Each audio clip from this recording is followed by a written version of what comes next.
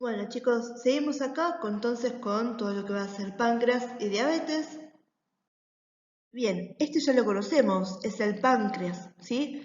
En las clases de digestivo vimos la morfología de este órgano y vimos la función exócrina. Ahora lo que nos queda es ver la función endocrina y vamos a hablar un poquito de alguna patología. Vamos a hablar precisamente de qué, de la diabetes, que es algo súper importante y está bueno que lo tengan en cuenta.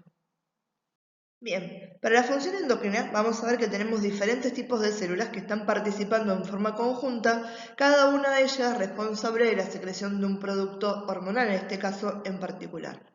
Estas células se van a organizar en las estructuras que nos van formando el parénquima del páncreas, que se llaman islotes de Langerhans, ¿sí? Langerhans, yo siempre dije Langerhans, ¿sí? Depende de la pronunciación de cada uno, ¿bien? Y como les decía, cada una de estas células van a ser las responsables de la producción de una hormona, ¿sí? Tenemos a las células alfa, que secretan glucagón. El glucagón es hiperglucemiante, o sea, me aumenta la glucemia, ¿sí? Hace que yo pueda utilizar ese glucógeno que estaba de reserva en el hígado o en los músculos. Tenemos a la insulina, que está sintetizada por las células beta del páncreas. Acuérdense el nombre porque es importante cuando después veamos diabetes, ¿sí? Y la insulina es hipoglucemiante, ¿sí? Esta me baja la glucemia en sangre porque facilita la utilización de la glucosa por las células. Después tenemos las células delta que van a secretar somatostatina, ¿sí? Somatostatina es una reguladora de la motilidad gástrica, ¿sí? Y además me regula las otras dos. Y después tenemos a las células F, ¿sí? Que nos van a secretar al polipéptido pancreático, que este es un regulador de la función secretora entre funciones accesorias a lo que es la digestión, ¿bien? Y una que no os nombré acá, que después se las nombro creo que en la siguiente, tenemos a las células épsilon, ¿sí? Que las células épsilon secretan grelina, que la grelina es la conocida como la hormona del hambre, ¿sí? Es la que nos dice que tenemos hambre, ¿bien? Pero las que más me interesan de acá son estas cuatro que ustedes tengan en cuenta: insulina, somatostatina, glucagón y polipéptido pancreático, ¿sí? La grelina la perdonamos en este caso, ¿sí? Y nos queda solamente como un dato de color. Bien chicos, recién cuando vimos la introducción hablamos de esto, de qué célula me produce qué hormona. Bien, en la siguiente diapo tienen un cuadrito de resumen también, pero ustedes ya me conocen creo que a este punto y saben que me encanta repetir las cosas. Entonces, como nosotros están resumidos, ¿sí? Esta es la diapo que vamos a hablar un poquito más en profundidad, porque a mí me interesa que ustedes cuando me dicen esas cosas resumidas realmente hayan entendido, ¿sí? ¿Qué significa que es hiperglucemiante, que es hipoglucemiante, ¿sí? Entonces vamos acá a darle un poquito más a profundidad y después ya seguimos con otros temas, ¿bien? Entonces dijimos que teníamos en particular 4 células y 4 productos hormonales de interés cuando hablamos del páncreas. Y pobre la grelina, a esta la dejábamos de costado. Ahora después la voy a tocar un chiquito igual, ¿sí? Entonces, vamos a ver que en líneas generales estas hormonas van a intervenir, por un lado, en la regulación de la glucemia, ¿sí? Van a ser hiperglucemiantes o hipoglucemiantes, ¿sí? Van a permitirme que los niveles de glucosa en sangre se mantengan estables, que es lo que siempre está buscando el cuerpo, ¿sí? Entonces, esto lo van a hacer induciendo la síntesis de glucógeno o induciendo la glucogenólisis, que es la conversión de glucógeno a glucosa, ¿sí? Cuando yo hago glucogenólisis, estoy utilizando la glucosa para poder tener ese factor de actividad, ¿sí? Acuérdense que la glucosa, yo siempre cuando lo explico en biología les digo, es el alimento de la célula, es lo que utiliza la célula para transformarlo en energía, ¿sí? Y cuando ya hice eso, entonces hablo la glucogénesis, ¿sí? Glucogénesis es la transformación de glucosa a glucógeno, ¿sí? Es un polipéptido, ¿sí? Un polipéptido, ¿sí? La glucosa es el monómero, el glucógeno es un polipéptido. De esa forma lo puedo almacenar en los hepatocitos a nivel del hígado y también a nivel muscular, ¿sí? Acá siempre vamos a hablar que estamos interviniendo sobre los hepatocitos porque ese es uno de los principales lugares donde lo voy a utilizar de reserva en procesos digestivos. El músculo generalmente lo utilizo cuando tengo gasto calórico por actividad, ¿bien? Pero bueno, son los dos puntos donde uno lo puede buscar. Entonces, teniendo eso encima, otra cosa, ¿sí? Ya me iba a olvidar y decía empezar a explicar lo otro. Otra cosa en la que van a intervenir estas hormonas va a ser en la regulación de la motilidad gástrica, los procesos digestivos y además van a interaccionar una con las otras, ¿sí? Entonces, fíjense en que, por ejemplo, el glucógeno y la insulina tienen efectos que son contraproducentes, ¿sí? Uno, son contrarios, no contraproducentes. Uno me eleva la glucosa en sangre, el otro me la disminuye, pero lo necesito porque siempre, siempre, siempre estoy buscando ese equilibrio equilibrio, ¿sí? Ese equilibrio lo voy a obtener por la opción conjunta de estas dos hormonas, ¿bien? Entonces, ahora sí, ya que tenemos ese panorama, vamos a ver de vuelta cada uno en particular, ¿sí? La síntesis de la hormona y la función en particular de ellos, ¿bien? Entonces, empezamos con las células alfa. Las células alfa, lo que me están secretando va a ser glucagón, ¿sí? Entonces, células alfa liberan glucagón, ¿sí? El glucagón es hiperglucemiante, ¿sí? Aumenta el nivel de glucosa en sangre porque me estimula la formación de este carbohidrato a partir del glucógeno que yo tenía guardado o almacenado en los hepatocitos, ¿bien? También accesoriamente va a intervenir en el metabolismo de las proteínas y las grasas, ¿sí? Y cuando ya el cuerpo detecta que no necesita más la secreción de glucagón, cuando los niveles de glucosa en sangre están por arriba de lo necesario, ¿sí? Entonces, cuando yo ya tengo las necesidades satisfechas, el cuerpo ya no necesita que siga produciendo, siga utilizando glucosa. Entonces, ahí, ¿sí? La hiperglucemia me inhibe la síntesis de glucagón, ¿sí? Después tenemos a las células beta. Las células beta son hipoglucemiantes. Estas me bajan el nivel de glucosa que yo tengo en sangre, ¿sí? Entonces, lo que hacen estas, facilitan que las células puedan incorporar esa glucosa, o sea, que la puedan utilizar, ¿sí? Entonces, si está dentro de la célula, no la tengo en la sangre, la estoy usando, ¿sí?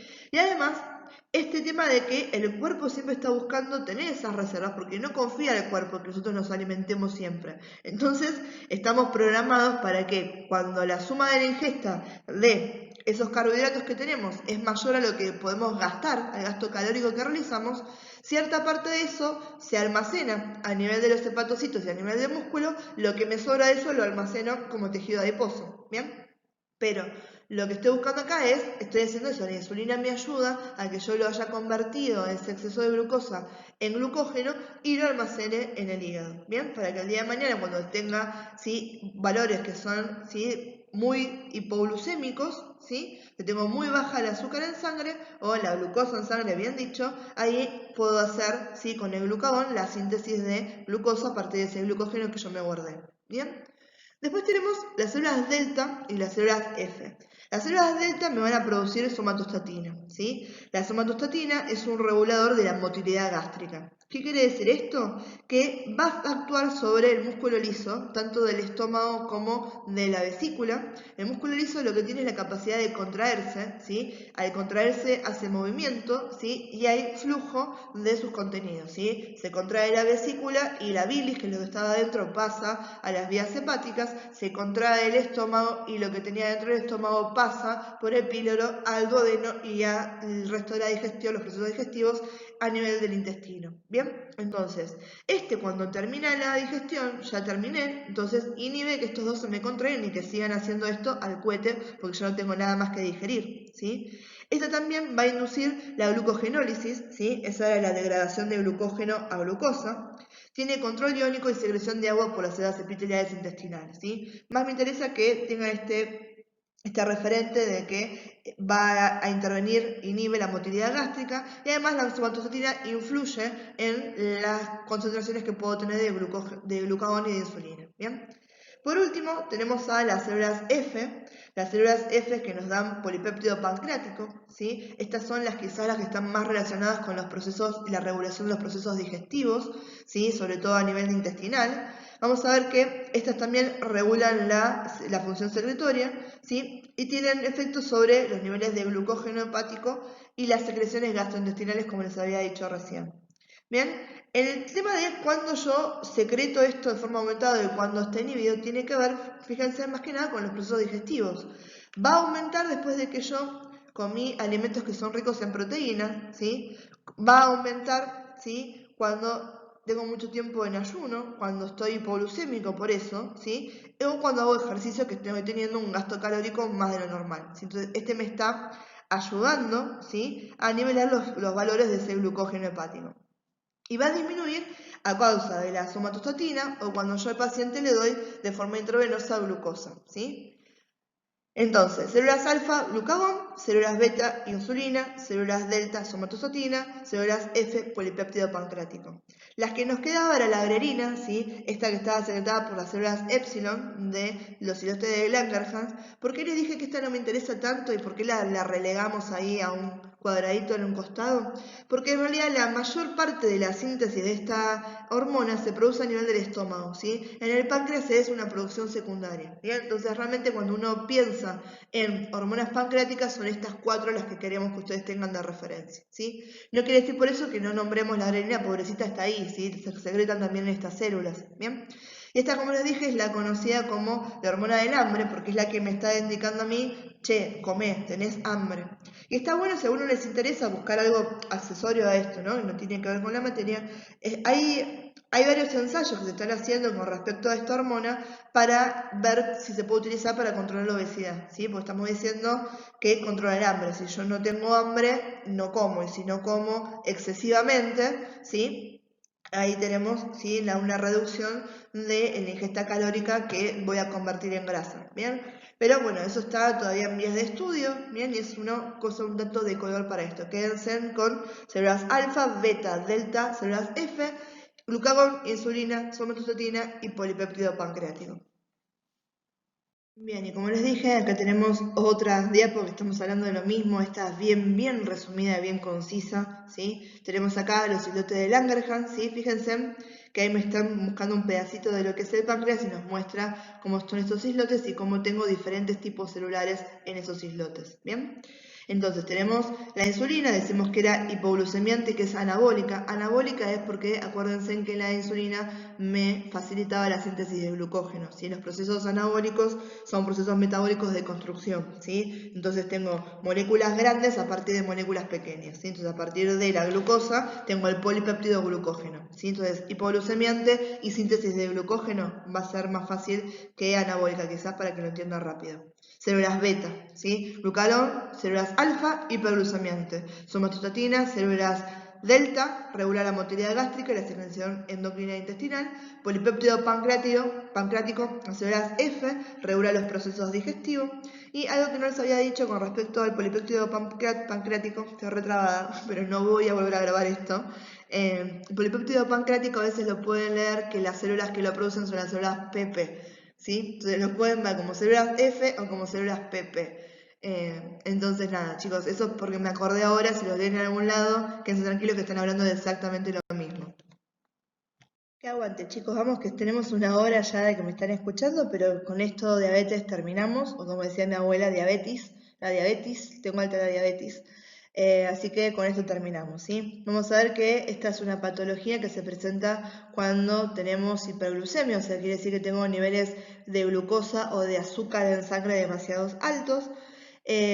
Algunas veces vamos a ver que depende cuál es la etiología, o sea, de dónde venga que yo tenga esta hiperglucemia, la clasificación que yo tengo de la diabetes. Puedo tener diabetes de tipo 1, diabetes de tipo 2, puedo también prediabetes y puedo tener diabetes gestacional. Bien, vamos a ver que a mí lo que más me interesa es que a ustedes les quede bien en claro la diferencia entre diabetes de tipo 1 y diabetes de tipo 2, porque vamos a ver que a nivel funcional, a nivel fisiológico, pueden deberse porque o el cuerpo no produce, ¿sí?, lo suficiente o la cantidad necesaria de insulina, ¿sí?, o realmente sí la produce la insulina, pero el cuerpo no la puede utilizar, ¿sí? Entonces, por un lado o por el otro siempre vamos a llegar a lo mismo. Tengo que permanencia de la glucosa en sangre y esa glucosa la tengo en la sangre y no la tengo dentro de la célula donde la necesito. Entonces, tipo 1, tipo 2 y gestacional, ¿sí? En tipo 1, el problema que tenemos es que las células beta del páncreas no están produciendo insulina, ¿sí? Generalmente esto es por una cuestión inmunitaria, ¿sí? Que el propio cuerpo está atacando a esas células y las destruye, por lo tanto no tengo chance de generar insulina, ¿bien? Generalmente esta está asociada a los chicos, ¿sí?, en la infancia o en los adultos jóvenes, ¿sí?, a los 13 años, 15 años, 17, por ahí, aunque realmente puede aparecer en cualquier edad de la vida, ¿sí? Acá los pacientes vamos a ver que están sí o sí condicionados a inyectarse insulina porque no tienen chance de generarla de ninguna forma, ¿sí? Y la insulina la necesitamos realmente para sobrevivir, ¿bien? Después tenemos la de tipo 2. La de tipo 2 a veces se dice no produce, pero en realidad lo más común es que el cuerpo produce insulina, pero no logra utilizarla adecuadamente, ¿sí? Esta es la que está mayormente relacionada a los hábitos alimenticios y a los malos hábitos alimenticios, ¿bien? Esta puede aparecer en cualquier edad, pero está más unido a lo que es las personas de mediana edad y los ancianos, porque generalmente o uno quisiera, ¿no?, que los chicos tengan hábitos más saludables en cuanto a la alimentación. Hoy en día estamos viendo un surgimiento de la diabetes infantil, no de tipo 1, de tipo 2, por la obesidad infantil que está habiendo, ¿sí? Pero generalmente somos nosotros los adultos los que tenemos malos hábitos cuando comemos y demás, que terminamos realmente generando esto en nuestros propios cuerpos, ¿bien? Este es entonces el tipo más común de diabetes que tenemos. Estos pacientes pueden manejar la patología con dietas, ¿sí?, con ejercicio y demás, y si no, también con medicamentos. Generalmente el más común que van a escuchar ustedes es la metformina. Después tenemos lo que es la diabetes gestacional. Esto es en las mujeres embarazadas, ¿bien? Es por una interacción que tienen las hormonas de la placenta que lo que me hacen me inhiben, ¿sí?, o me contrarrestan la acción de la insulina. Entonces es, mientras está embarazada la mujer, ¿sí?, es que está en esta etapa gestacional, ¿sí? Muchas veces cuando después de parir, que se normaliza casi todo a nivel hormonal en la mujer, ¿sí?, desaparece. Entonces después de que nace el bebé, la mujer vuelve a la normalidad, ¿sí? Pero me predispone que si tuvo varios embarazos y en los varios embarazos tuvo diabetes gestacional, ya está predispuesta esa mujer que más adelante en su vida tiene riesgos altos de desarrollar diabetes de tipo 2. Bueno, y acá tenemos dos chistes también. Yo amo a este autor, me encantan los dibujos que hace. Y tenemos por un lado, sí, nos queda bien esa diferencia entre tipo 1 y tipo 2. Por un lado, no tenemos a las células beta, no tenemos insulina, ¿sí? Ahí estamos hablando de tipo 1. Y por otro lado, pobrecito, está haciendo la insulina como corresponde, pero es el cuerpo el que no la puede utilizar, ¿sí?, necesariamente. Y las dos me llevan a que al aumento de la glucosa en sangre y la permanencia de la glucosa en sangre. Este es un infograma, ¿sí? Ya me conocen, que a mí me encanta repetirle las cosas. Tenemos la diferenciación entre tipo 1 y tipo 2 bien claro acá. Tipo 1, el páncreas no produce insulina, el paciente se la tiene que inyectar, generalmente son pacientes jóvenes. Tipo 2, el páncreas produce insulina, pero el cuerpo no la puede utilizar o esta no funciona como debería.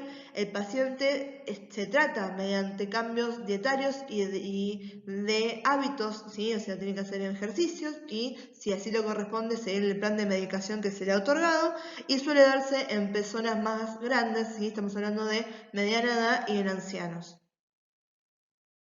Bien, en cuanto a la sintomatología del paciente diabético, si ya sea tipo 1 o tipo 2, vamos a ver que tenemos una variación en cuanto al nivel que tenga esta patología en el paciente, ¿sí? Algunas personas pueden experimentar estos síntomas más agudamente y otros tardan un poquito más. Los que tardan más, sobre todo, son aquellos que tienen prediabetes o diabetes de tipo 2, ¿bien? Los que se pueden acordar, sí, los que siempre se preguntan o que son los más fáciles de recordar, son poliuria y polidipsia. Poliuria, orino mucho; polidipsia, tengo una sensación excesiva de sed todo el tiempo, ¿bien? Y después los otros síntomas, ¿sí? Cansancio de somnolencia, ¿sí? Pérdida de peso. Pero los otros síntomas, más o menos los que estamos acá, que hablamos de aumento de la sed, polidipsia, ganas frecuentes de orinar, poliuria, ¿sí? Hambre extrema, porque obviamente el cuerpo siente que no tiene esa energía, ¿sí? Presencia de cetonas, que son ese subproducto de la degradación muscular y las grasas que se producen cuando no hay suficiente insulina disponible. Esto más que nada los que son diabetes tipo 1. Y diabetes tipo 1 son mucho más graves las presentaciones sintomáticas que los diabetes tipo 2, ¿bien? Pero acá lo que más me interesa es que ustedes entiendan cuando hablamos de por qué visión borrosa, por qué llagas de cicatrización lenta y por qué infecciones frecuentes.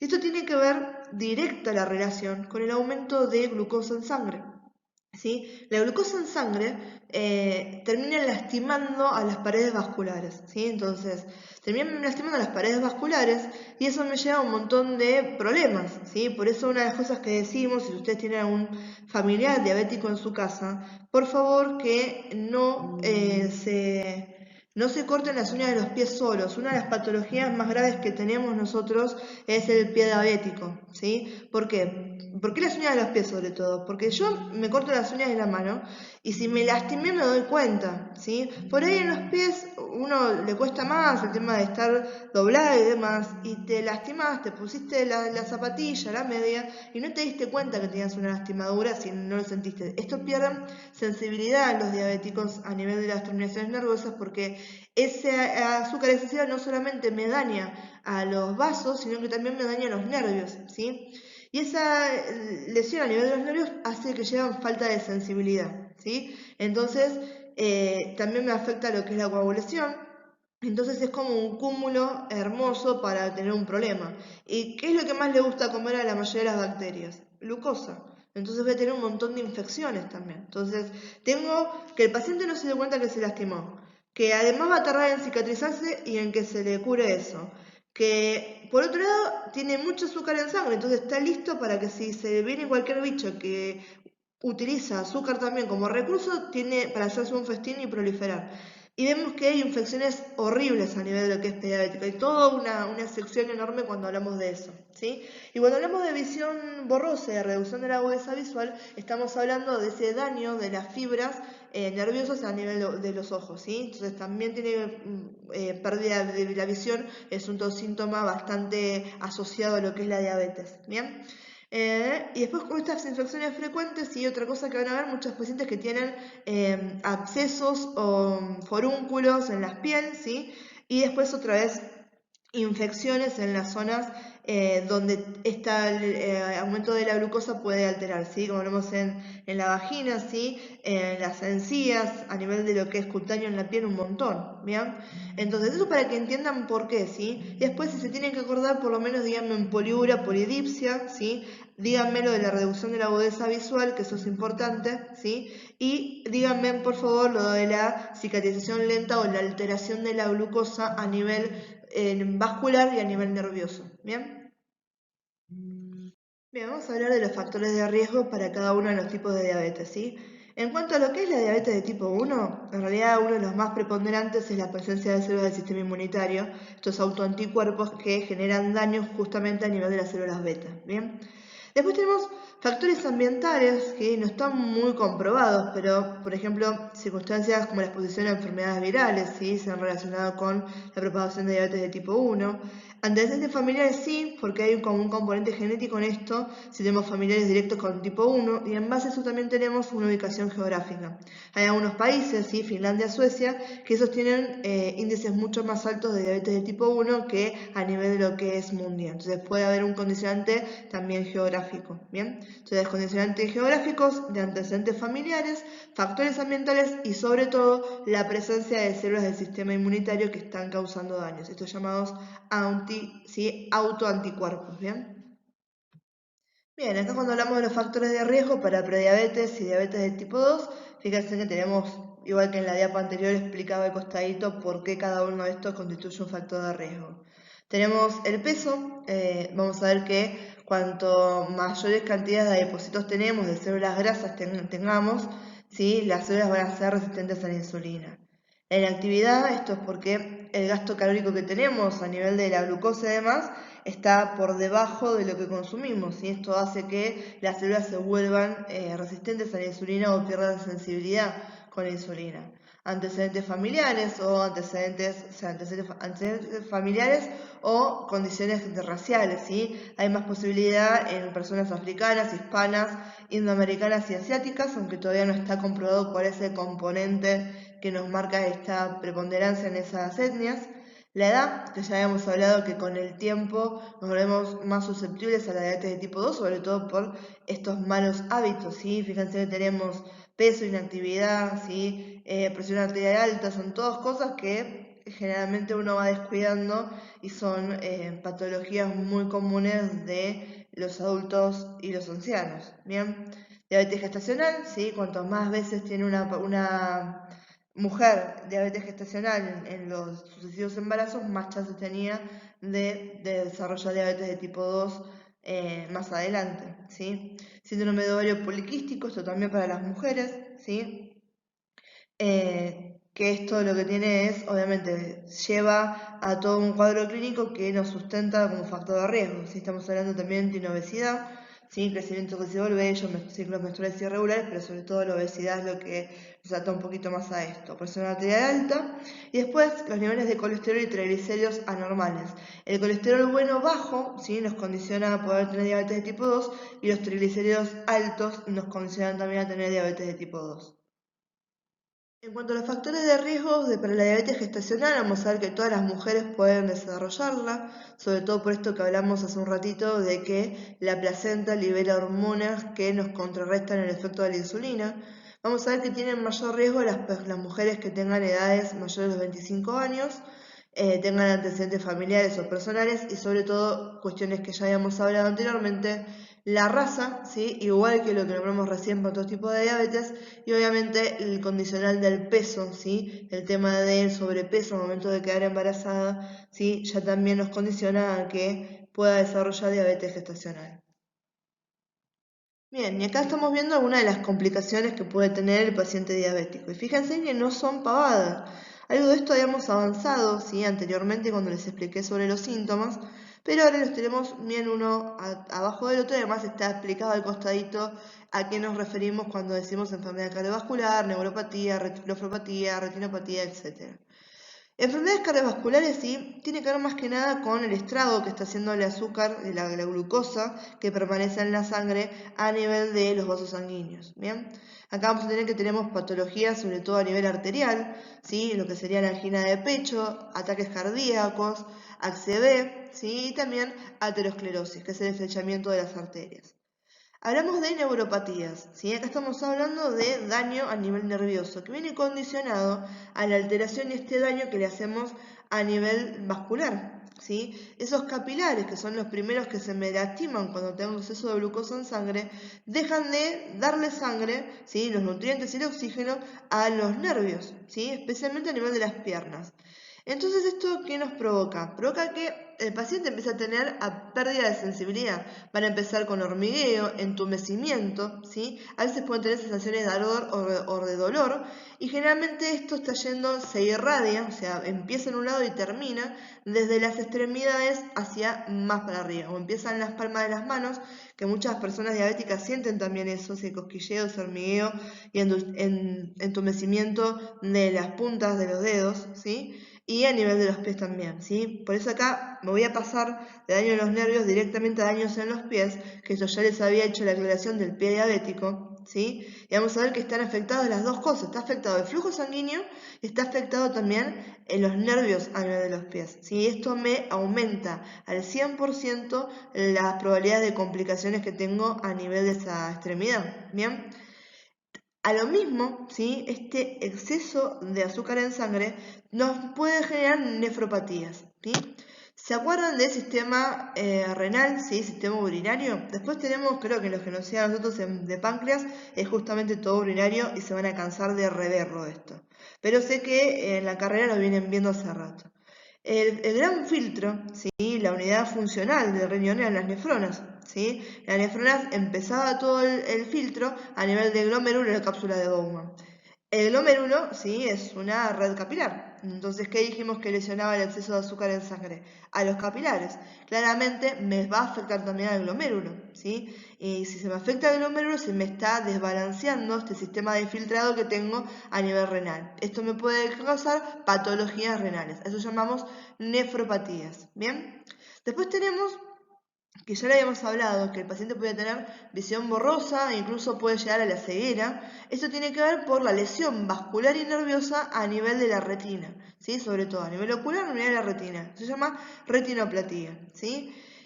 No solamente eso, sino que también me condiciona otras patologías que las más comunes asociadas a la diabetes van a ser las cataratas y el glaucoma. ¿Sí? El glaucoma es el aumento de la presión intraocular. ¿Bien?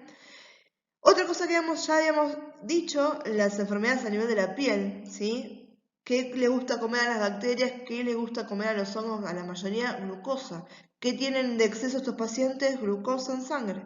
Entonces van a aumentar la susceptibilidad que tenemos a las infecciones bacterianas y micóticas.